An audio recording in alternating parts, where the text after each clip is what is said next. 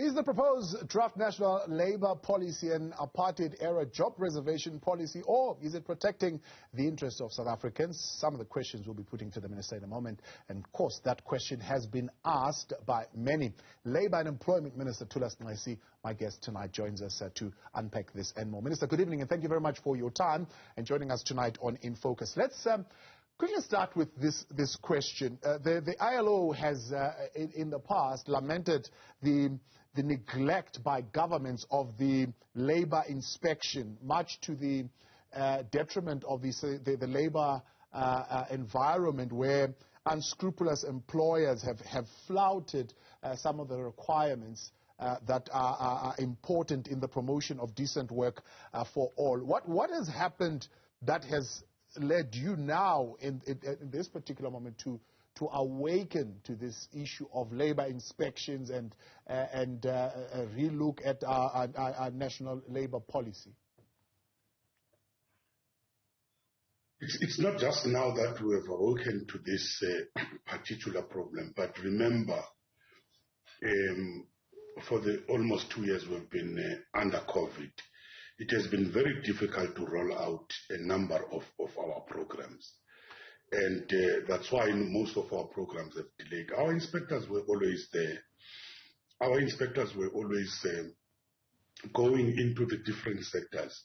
However, we must accept that when we're talking about inspectors, we're talking about just 2,000 inspectors, and we're talking about more than or close to 3 million employees, or even workplaces. They go to about 4 million. So our inspectors were overstretched even during this time of the COVID. Our inspectors have been there. Our inspectors are also human beings. They got sick. Some of them died during that particular period. But the reality now is we saw this distortion of the labor market, a distortion of the labor market by a number of sectors where they were exploiting the cheap labor of the desperate people who are economic and political refugees. And what they did was to take the semi-skilled people where that South Africans can easily do that job. And they were taking mostly the undocumented people and put them into those jobs, which is clearly the intention was just to exploit those people. But more so, because South Africa's constitution and the labor legislation provides for the labor rights for all. And they were not even respecting the labor rights for those undocumented people. And it cannot be accepted. That's why we were saying they were distorting the labor market. Now, there, of course, has been some who are beginning to even lose confidence in the effectiveness of your labour inspection. They are saying basically this is a knee-jerk reaction to operations like Dudula and so on and so forth, that, for example, we saw other political parties going themselves to inspect the labour dynamics in some restaurants and so on and so forth. What are you proposing as a better way of inspection? And in fact, even your inspectors will probably be able to give us a better sense of what is it that needs to be done for them to be a little bit more effective in how they do their job. Well, I continue to say we must condemn unequivocally and these efforts of these populist politicians who are trying to stock up or the xenophobic sentiment in the country. We need a constructive way of dealing with this particular matter. We must condemn, of course, Itutula again, because it can lead to confrontations and even violence. Inspections have been going on for a very long time. There are a number of people who have been arrested. There are a number of people who have been reported to Home Affairs, and most of our inspections we're doing with the police, with Home Affairs, so that if we are able to get such people, we are able for Home Affairs to deal with that issue. But a constructive way of dealing with this matter, we need to regulate this issue. And that's what we're trying to do with the public document which we have released. It's the regulation of the issue of immigration, because this is an international phenomenon. This is an international phenomenon which is affecting all the countries. And what we are saying, we need to keep a balance between the expectations of the South Africans, but at the same time, protecting the labor rights of everybody who's working. And thirdly, we must remember that there are those international protocols we've been talking about, which we must respect. Fourthly, we are part of this cooperation and the whole question of the continental trade, where we're talking about trade across the continent, across the countries, but which also says that whilst we respect the various international boundaries of the countries, we must allow for free movement of people, but a controlled movement of people. Hence, Minister Motsoaledi is starting to tighten the border management. Let's talk then about the numbers that recently came out, showing a move in the wrong direction as far as the employment situation in the country, but more so the employment of young people in South Africa. Listen to what the Statistician General had to say about that situation with the employment of young people in the country as it sits today in 2022. Young people, especially those aged 15 to 24 years, are vulnerable to labor markets. Their unemployment rate is sitting slightly above 66%. And indeed, when you look at those not in employment, education or training, and I'm talking about young people aged 15 to 24 years here, those not in employment, education or training, they are sitting at about 3.4 million out of 10.2 million of that age cohort. Now, so whether you look at them from the side of the unemployment rate or from the side of not being in employment, education or training, they actually remain vulnerable. So are women, particularly black African women, who are going slightly in the excess of 42% versus the national average, that is sitting at 35.3%.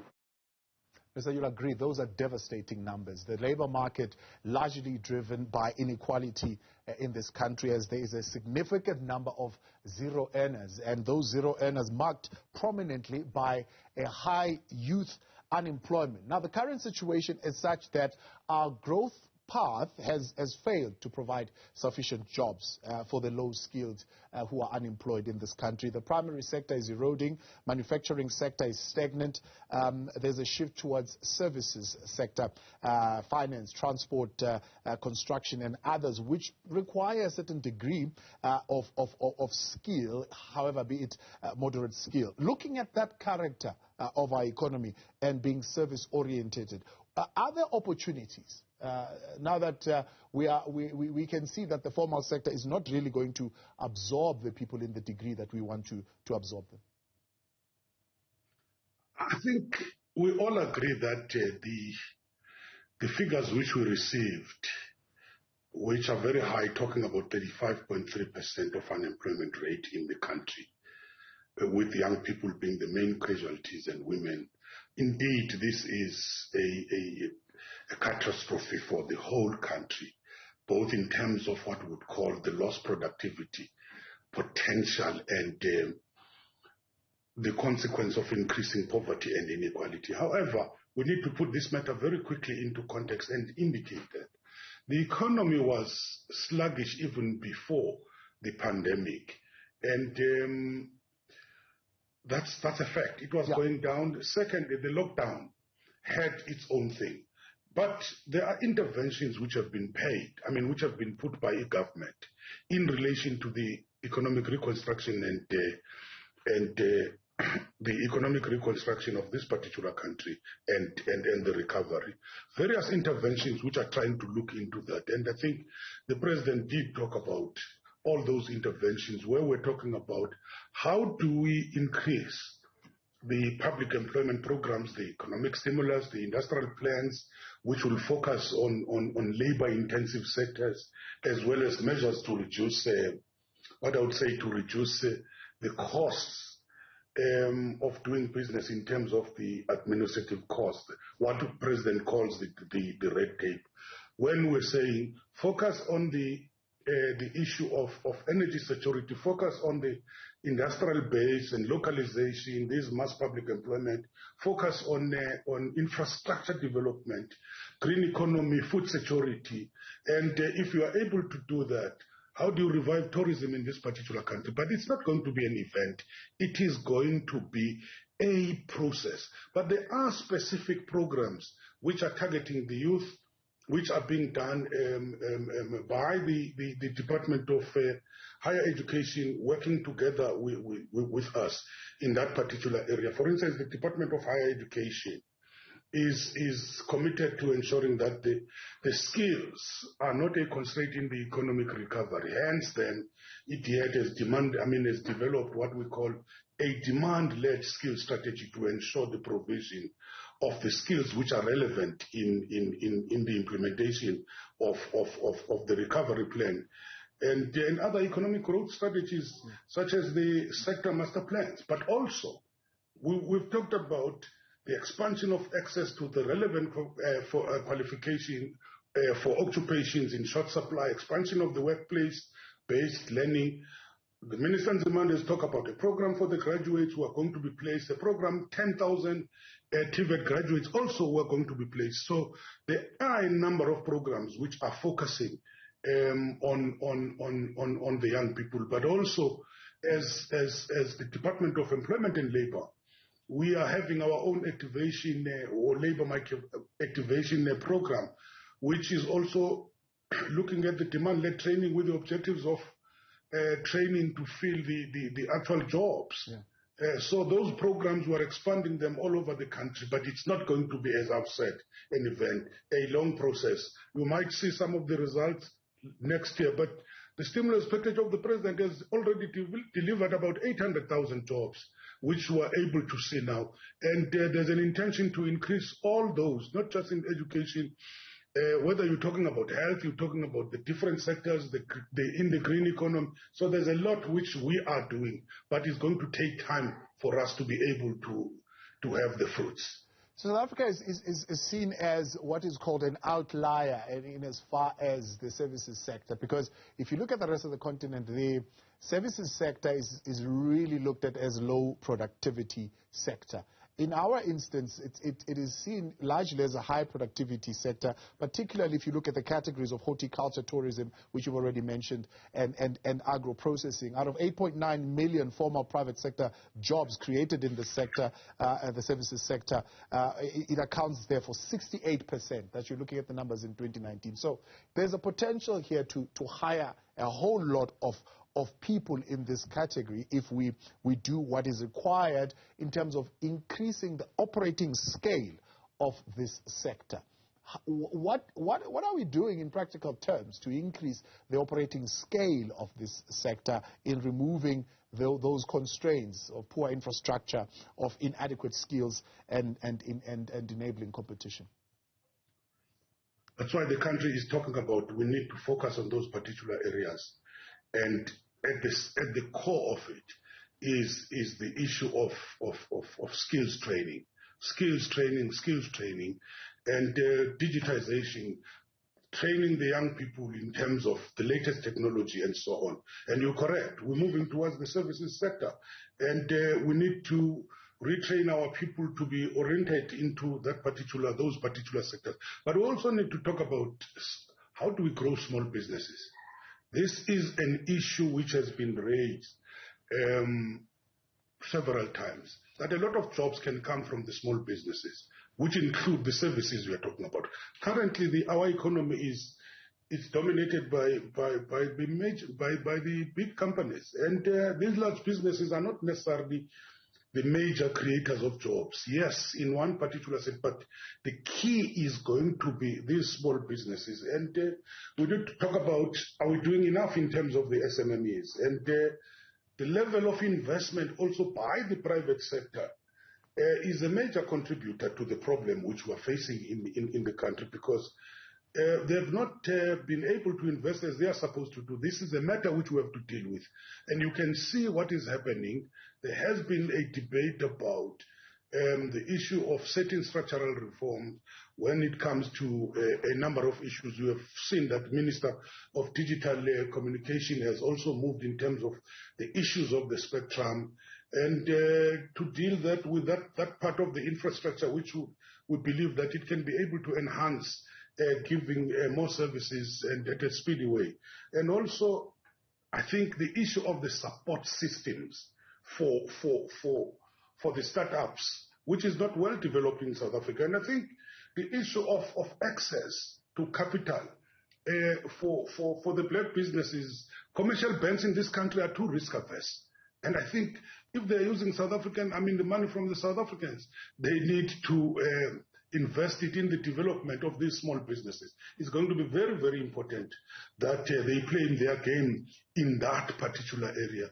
And these are all the issues we have to talk about, including the DFIs, who are behaving as if they are banks, but they've been set up by the government. So these are all the issues which we are talking about, where we are trying to enhance the small businesses, but also the informal economy. We can't run away from it. Informal economy is very important. We have to enter into that space, improve that particular space, help our people to be able to be self-employed.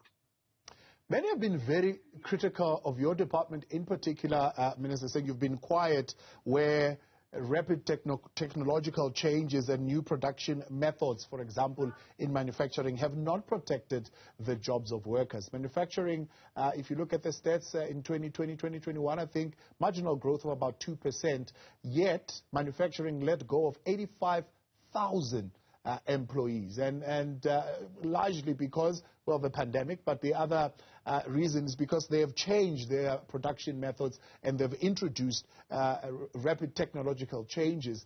And your department, people are saying, well, you're not doing anything to protect those workers in as far as policy is concerned. First of all, I think we must accept one logic, and that logic is, if you want to have jobs, you need to have the economy growing. If you want to have the economy growing, you need investment.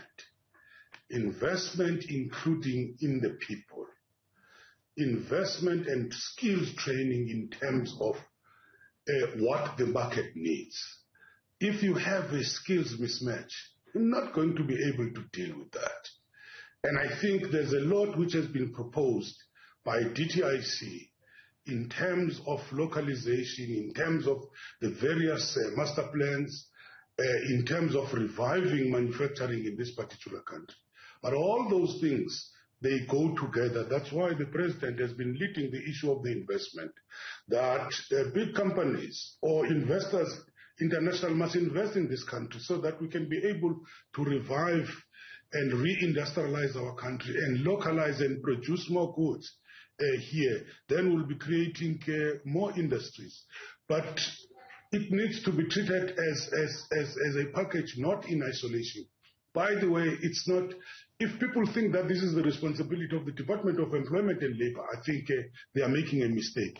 It needs a totality of a strategy, a collective strategy by the different departments, but it also needs a private sector. That's why the president has said, he's giving us instructions that in 90 days, we need to come up with a social compact where we talk about responsibilities for the different social partners. Government, many people just expect that the government has to deliver. But what is the role of big business, which is seated on trillions? I'm talking about the domestic business. When are they going to invest? Where are they going to invest? If there are issues which they want to raise in relation to legislation, let's hear them. Let's debate those issues if they are talking about constraints. And then what is the role of labor?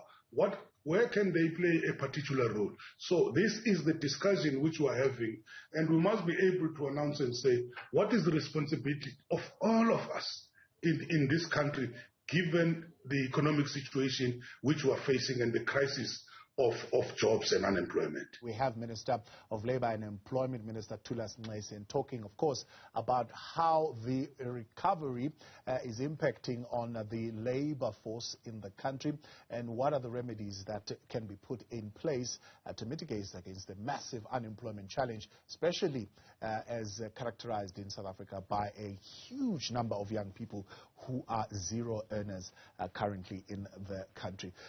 Minister, if you look clearly at what's happening there at the UIF, it tells you, I suppose, the dire situation of people who have lost their jobs, more claims than what you are collecting at this particular moment. What's the impact of that, and how are you looking at addressing that situation? Well, remember that last year we had to come up with special programs, some relief program, and we introduced what we call the COVID-19 TERS, Temporary Employment Relief Scheme. That scheme is not there, and that scheme has come to the end. But that was a scheme which was meant to deal with the millions of workers at that particular time who could not be able to work because there was a total shutdown in the country. That's where we spent more than 60 billion. It has never happened before, paying more than 5 million workers. So that's what exhausted that particular fund. And we hope that over time the fund is going to recover. But some of the strategies which we are applying, there are many companies which have not been contributing. And remember that during that particular time, given the situation of the workers, we had to pay even workers whose companies were not contributing. But we think that we will be able to recover over time, and we must intensify collecting the UIF, including the compensation fund, and that will be able to increase our resource base. In many instances, we've had to recall our investment from the different areas and use those particular funds. So this time around, as the economy is recovering, we think that we'll be able to deal with the issues, but we must always be very careful. We can't spend more than what we have. So you're saying this time around you're not going to be getting some of those funds from your current investments. You want to put back into those investments and begin to grow those investments. At this stage, we are talking about the economy opening up. In fact, most of the sectors, if not all, have opened up, and workers have gone back to work. However, it's a reality that we're going to be dealing with massive retrenchments. That's why then we have to be meticulous in terms of our numbers, and we'll deal strictly with people who have been contributing, whilst we intensifying our campaign to collect from the employers who have not been paying. Are you saying the situation with the pandemic has been so severe that social partners are no longer part of the 2018 framework to say, look, we'll try as much as we possibly can not to retrench people and explore all possible avenues, including cutting back on our bonuses and so on and so forth? Is that commitment no longer active at this particular point? No, I'm not saying that. All I'm saying, part of the social compact is going to be looking at those strategies. But there are certain realities which you must face. If the company is not making any business, surely the company is just going to close. You can't wait until it collapses, it's liquidated and so on. So these are the issues which we're talking about. What are the strategies to save those companies? But if they cannot be saved, unfortunately, they will have to close, and we have to deal with the consequences in terms of the workers. Some of them are trying, but in the social compact we'll be dealing with all these issues as to how do we ensure that we cushion the companies. We have a program which we call the normal test, where we help companies for a period of 3 to 6 months to take up their expenses in terms of the pay for the workers, whilst they are still restructuring their particular company. But it's based on certain conditions. They must open up. It's done by our Productivity South Africa, an entity which deals with these issues. But they must open up and give all the information so that we can be able to look at the books and everything. Then we can be able to say, here we can be able to help as the UIF. So we had that particular scheme. But it depends whether people want to take the scheme or not, and are they ready to disclose every information which we might need before they can be able to get that help. What is your assessment then as a department of what Labour is raising, that there are certain sectors of the economy that have grown, but their growth does not correspond with job creation, particularly when you look at their domestic GDP statistics of this particular financial year, 2020, 2021, and so forth? Well, in terms of the statistics which we got, most of the sectors were battered, and you can see that, but there was an increase from the side of mining in terms of the jobs. But the reality is most of the sectors were battered. And what we are saying is you're not going to be able to survive unless we increase the size of the cake. And I think that's one of the issues which we have to deal with, what you are calling jobless growth, where people say in this particular sector we've grown, but the jobs are not growing. We have to deal with all those issues as we go into the social compact. Others have put the baby of unemployment right directly at the feet of South Africa's what they call capitalism. In fact, they're saying capitalists are the enemy of the society. For the last decade, they've shown no interest in creating jobs. As government, how do you view that attitude and that posture? No, but we must accept that, first of all, we're living in a capitalist country. Secondly, this is an international crisis. You listen to the International Labour Organization, you listen to the OECD, the Organization for Economic Cooperation and Development. They are reporting millions of workers across the G20 countries. Most advanced economies have lost their jobs during the pandemic. And it's mainly women, the youth, and the informal sector has been hardest hit. And so, yes, we are living in a capitalist country, but at the moment as we speak, this has become an international crisis. And we are living in a capitalist country, and we have to deal with the consequences of that. We're not yet in a socialist country. So we have to live under these conditions and deal with these conditions as they are. If we look at the July unrest, many would say we have run out of patience. At least the poor in this country, the zero earners in this country, have run out of patience for plans and strategies to come to fruition. What they want to see is volume of employment immediately now. And what would you say to that society that has lost hope right now on anything actually turning around quickly enough to address their situation? But you'd remember that after that particular catastrophe, there were various packages which were put by the government to try and open some of those businesses. And most of them are recovering now. And part of the package was to say, don't retrench the workers, who will be able to help you. Some of them have taken up those offers which were coming from the government. But as I am saying, for us to be able to realize what we want, what has been put by the president and negotiated by all the partners, the economic recovery and reconstruction plan, which has been consulted with everybody, it is going to take time. There's not going to be any shortcuts. It's the same issue of the skills training.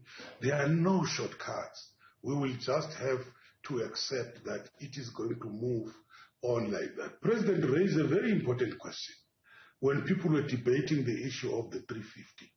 And he said, if you don't extend the 350, do you think that within the next 2 or 3 years, the 13 million people will be employed? No, certainly, because the president understood that it is a process to deal with the program which we have put in place. But ultimately, we will be there. We will see the signs once we do what I would call implementation. We've done enough in terms of theorizing. Now it's implementation of the program which has been put to us. And finally, Minister, thank you very much for indulging us. You mentioned that we're not going to see these jobs in the volume and scale that we want to see them in big business, but the focus would have to be in small businesses. The Public Service Commission indicating yet again that government is failing to pay small businesses on time. At the 30-day mark that the president has been talking about is just not being met by government departments who are doing business with small businesses. I mean, how do we get around this? I mean, will you be putting your foot down as the Department of Labor at some point to your colleagues to say, guys, come on now, let's get a move on. This is part of my area of deliverables. I need to be seen as delivering employment. These businesses shutting down is not good for my performance indices. Well, Department of Small Business is hard at work in dealing with this particular matter. And you know that the president has also suggested a number of strategies, including the issue of dealing with the red tape, why people are not able to get the service which they need on time and be paid on time. In some instances, you might find that there are reasons which are related to all the documentation which is needed. But in some instances where there are no reasons, I think we're going to see the cracking of the whip on the officials who are not taking their responsibilities and their roles very, very, very seriously. So there might be multiple reasons for that. The process is very slow because remember, we have the laws, we have the rules and regulations, we have the PFMA, and people, when they use the public money, they have to ensure that everybody complies. But it cannot be the justification that people take months and months, they are not being paid.